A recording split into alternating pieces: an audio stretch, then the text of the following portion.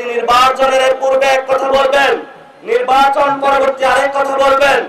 একে আমরা বলি বাংলাদেশের মানুষের সাথে স্পষ্ট প্রতারণা। আর এই প্রতারণার আশ্রয় নিয়েছে বাংলাদেশের আমাদের একটি নন্দিত জনগোষ্ঠী, সেই দলটির নাম হলো বিএনপি। আমি দুঃখ প্রকাশ করছি বিএনপির ভাইদের কাছে, আপনারাও তো ভোট দিয়েছিলেন, তাহলে 70% কোথায় থেকে ভোট আসে সেটা তো আপনাদের কাছে প্রশ্ন রেখে গেলাম আমরা।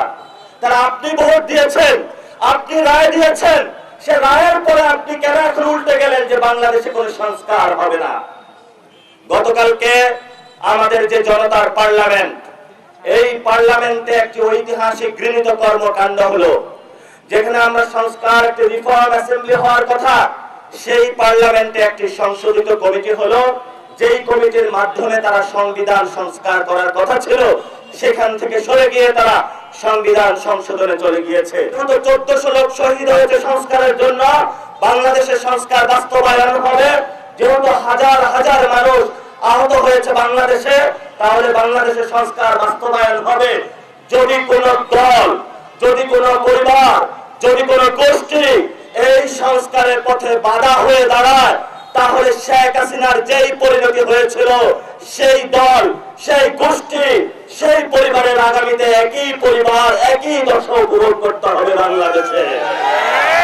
এই নতুন বাংলাদেশে শেখ হাসিনার মতন কাউকে ভোট চুরি করতে দেব না।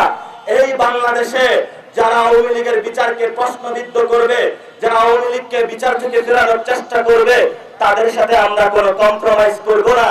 এবং এই বাংলাদেশে আপনাদের এই সন্তান, যিনি ভারতের আগ্রাসনের বিরুদ্ধে দাঁড়িয়েছিলেন, বাংলাদেশের ইনসাফের পক্ষে দাঁড়িয়েছিলেন, আপনাদের বীর শহীদ ওসমান হাদির হত্যাকাণ্ডের বিচারের দাবি নিয়ে যখন আমরা রাজপথে গিয়েছি, তখন তারা আমাদেরকে বলল যে তোমরা হাদি ব্যবসায়ী, তোমরা জুলাই ব্যবসায়ী।